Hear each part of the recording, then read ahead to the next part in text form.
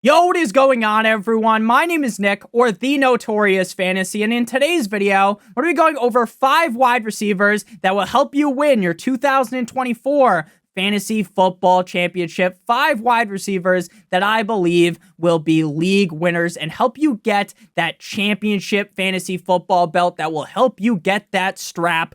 No Diddy. But before we could get into things, I would like to ask that if you guys are new to the channel and you do end up enjoying today's video, that you please make sure to hit that subscribe button down below. And while you're down there, whether you are new to the channel or not, please make sure that you hit that like button. It would help me out a ton. If you want to follow me on Twitter or X, please do so at NotoriousFantasy. So without further ado, let's get into 5 wide receivers that will help you win your 2024 Fantasy Football Championship.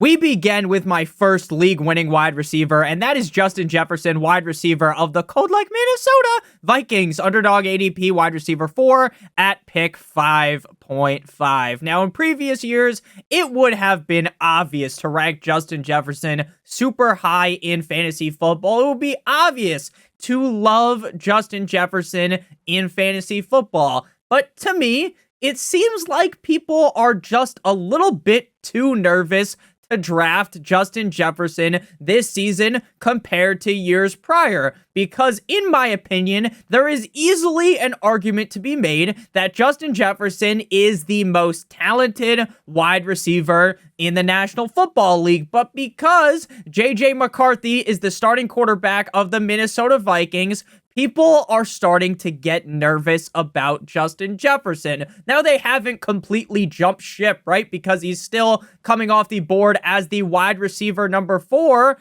But I am seeing him in some drafts where there are more running back heavy drafters, right? If you see Bijan and Breece go ahead sometimes of Justin Jefferson, and I would definitely rather have Justin Jefferson over those guys. And I think there are going to be some leagues that are maybe even more running back heavy than that, where because of the fact that Justin Jefferson now has a worse quarterback, people are going to panic and let Justin Jefferson maybe even fall to the middle-ish range of fantasy drafts, maybe even towards pick 9 or even 10, and I think that is absolutely ludicrous. Wide receiver 33 in PPR last season, but he was the wide receiver 5 in PPR points per game, playing in 10 games last season. He averaged 10 targets per game, 5.8 receptions. He averaged over 100 yards per game, 107.4 per game, and he had 5 total touchdowns, which is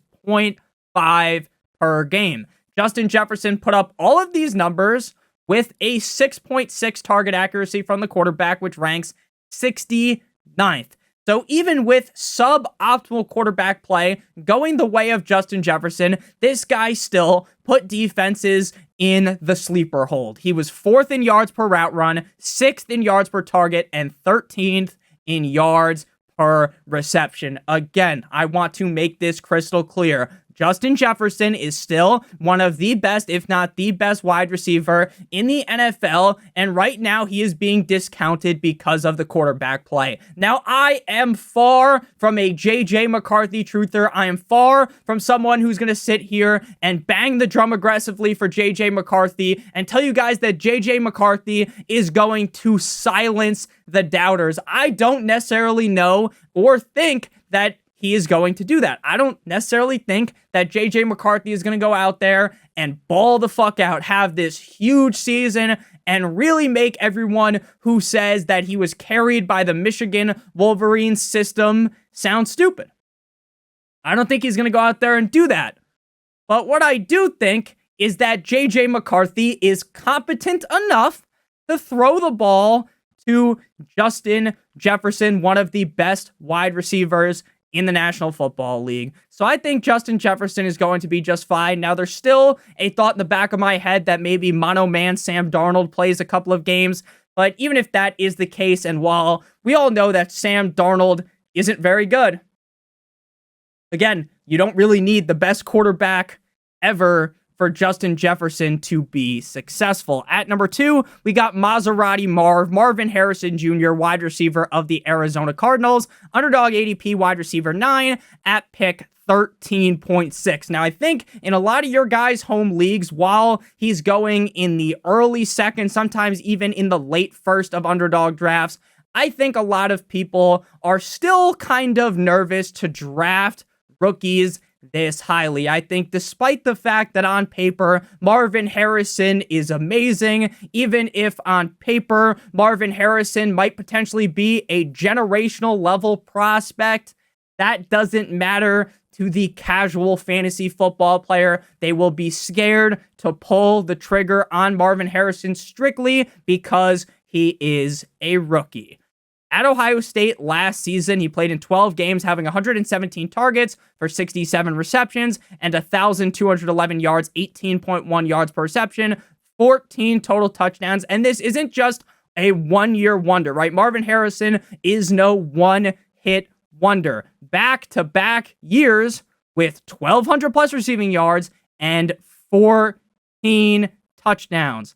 Marvin Harrison Jr. is incredibly legit, and in an Arizona Cardinals offense with a quarterback in Kyler Murray, who I think gets a lot of unneeded hate, a quarterback who I believe to be very solid, certainly worth the first overall pick that he was selected for out of Oklahoma, I think that Marvin Harrison Jr. is in a position to get peppered with targets. Outside of Trey McBride and maybe the pass-catching prowess of the running backs on this team, who is going to siphon targets away from Marvin Harrison Jr.? Who is it going to be? Is it going to be Michael Wilson?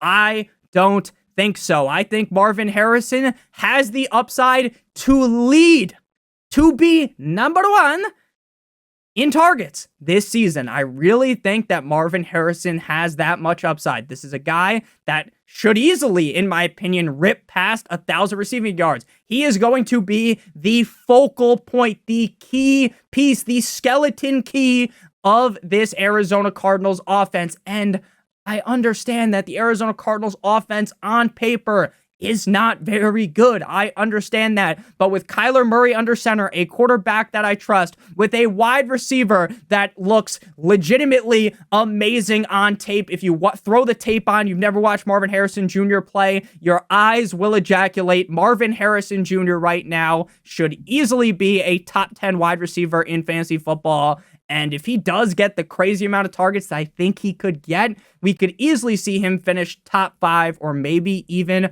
top 3, or potentially as the number 1 wide receiver in all of fantasy football. Now, moving down the draft board, we got Nico, cousin, let's go Bowling Collins, wide receiver of the Houston Texans.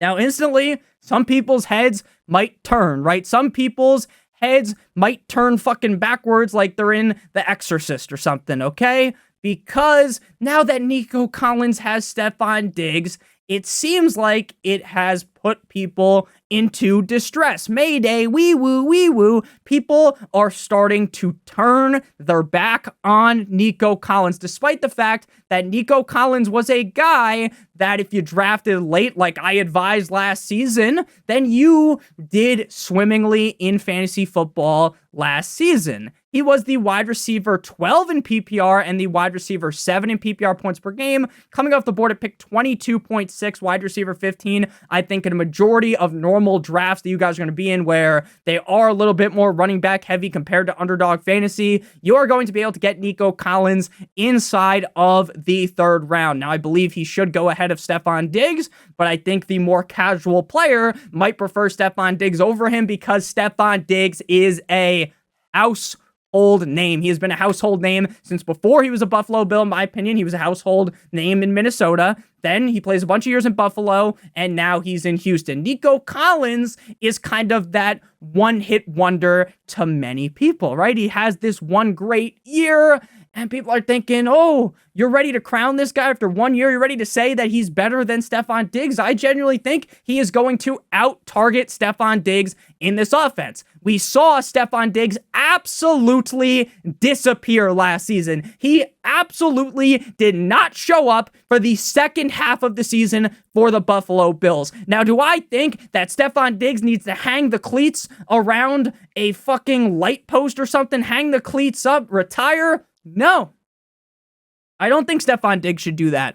But what I do think is that Stefon Diggs isn't necessarily the same as he was a couple of years ago. And I believe that in an offense with CJ Stroud, who everyone is fondling his balls, talking about how what a great quarterback this guy is, and I fully agree how great of a quarterback CJ Stroud is, I believe that CJ Stroud could potentially juggle 3 wide receivers inside of the top 24, that being Diggs, Collins, as well as Tank Dell. Now, if I was to rank them, I would rather have Collins number 1, number 2 Diggs, number 3 Tank Dell, strictly because the amount of targets I believe each wide receiver will get. Now, I fully understand that Nico Collins on paper might not be the safest pick. It might not feel like wrapping that Trojan, wrapping that latex around your fantasy football squad, because there are going to be some games where maybe he goes silent in the night, like when Santa Claus shows up, okay? Maybe he has those games where he doesn't go crazy because Stefon Diggs drops his nuts into the mouth of the defense, or Tank Dell does that, okay? I fully understand that. But in the 3rd round, I am willing to take more risk. Early on in fantasy football drafts, I think you should try to play things very safe. Now, you shouldn't just stay away from the upside, right? But keeping things safe early on, I believe, is very important. But as you get deeper and deeper into the draft, I'm willing to take more chances. And I think there are going to be some leagues where Collins falls even farther because, again, people are nervous about him because of Stefon Diggs.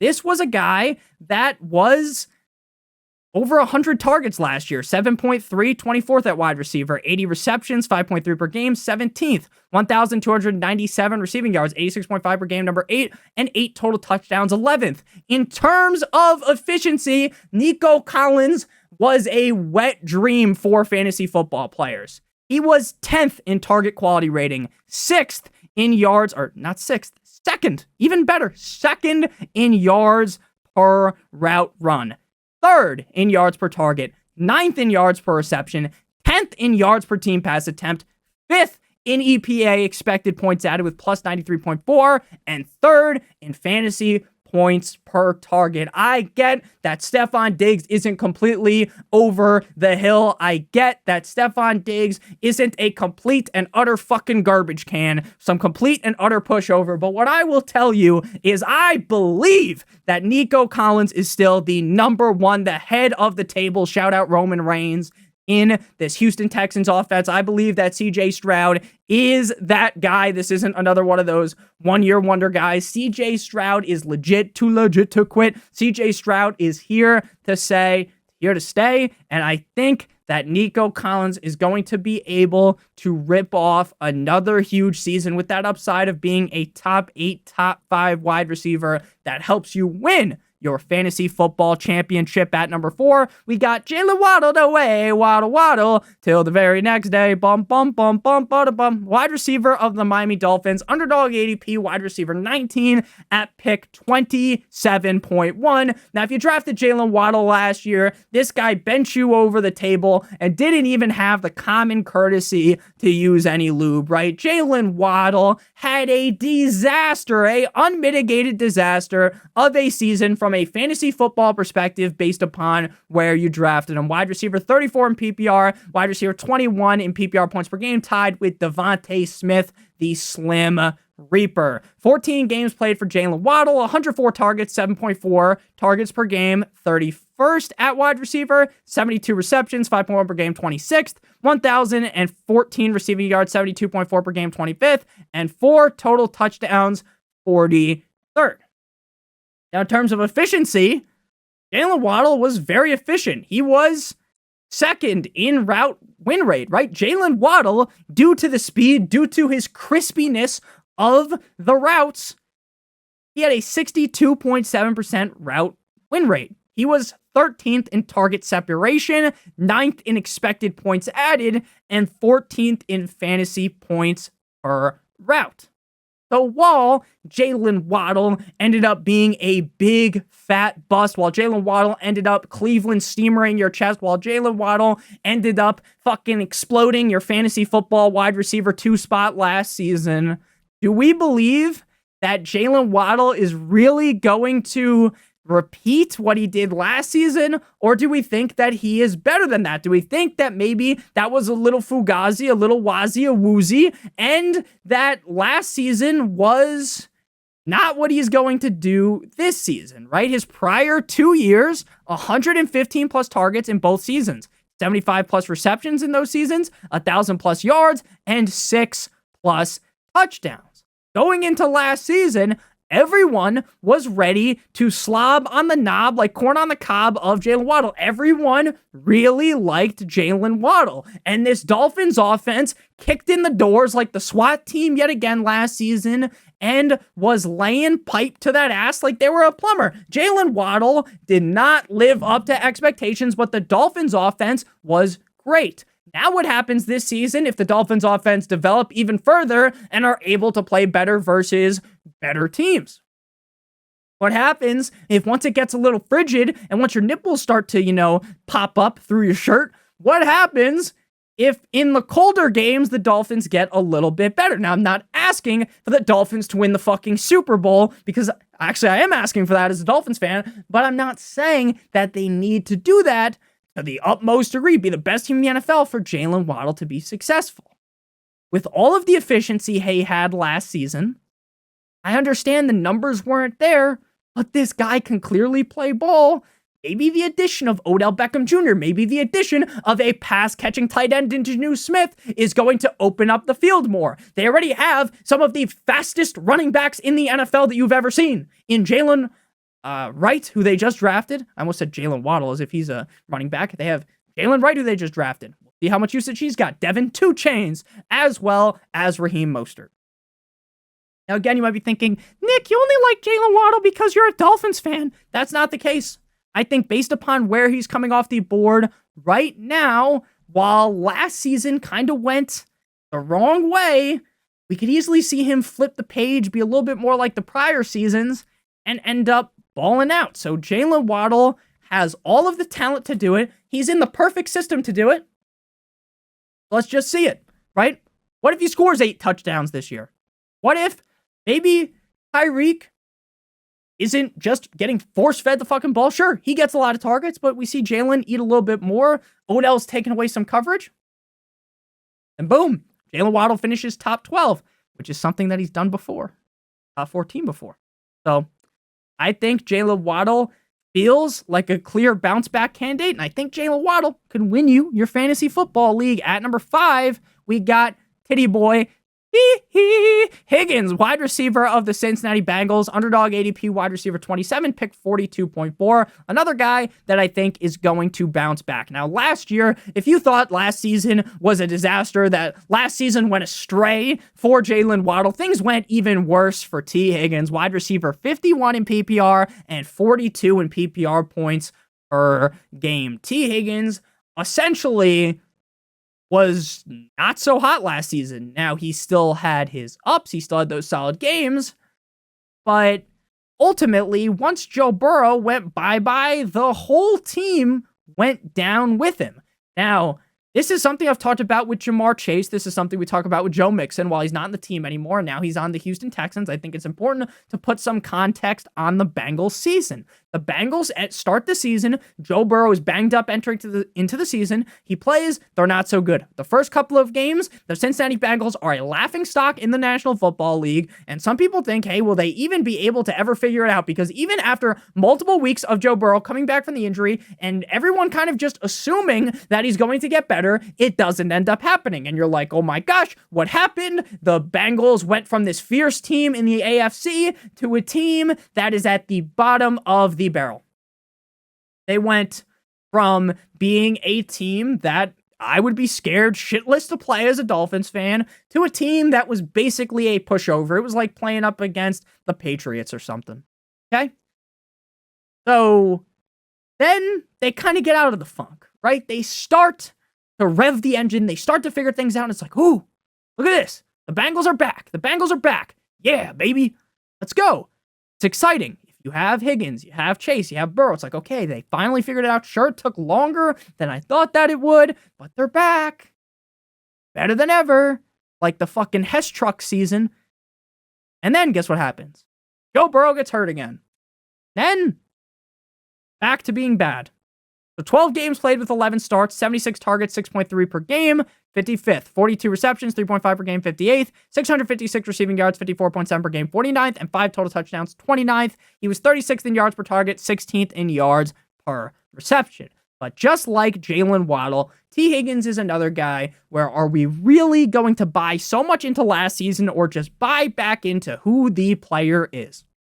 Prior 2 seasons, 110 plus targets in both seasons, 70 plus receptions, 1,000 plus yards, and 6 plus touchdowns in both of those seasons. So, is magically T. Higgins a bum after one down year?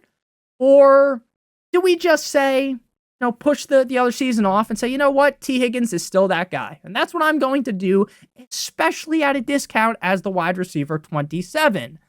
And when you draft him as the wide receiver 27, right, you don't necessarily need him to be the wide receiver 12 to pay off, right? When you're drafting Nico Collins as the wide receiver 15, right, if he has anything short of a top 12 season, you are a little bit disappointed. Now, it won't completely screw you over if he finishes as the wide receiver 15 because you got what you drafted him as, right? You're not going to be too mad at that.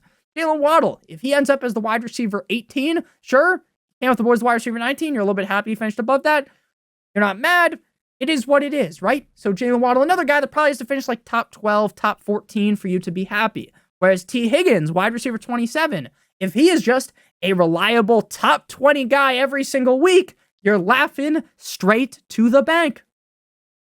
I know there's the talk about T. Higgins wanting out of Cincinnati, but when push comes to shove, we all know that's not happening entering into this season. Will he go bye-bye next season? If they don't pay him 100%, he is gone.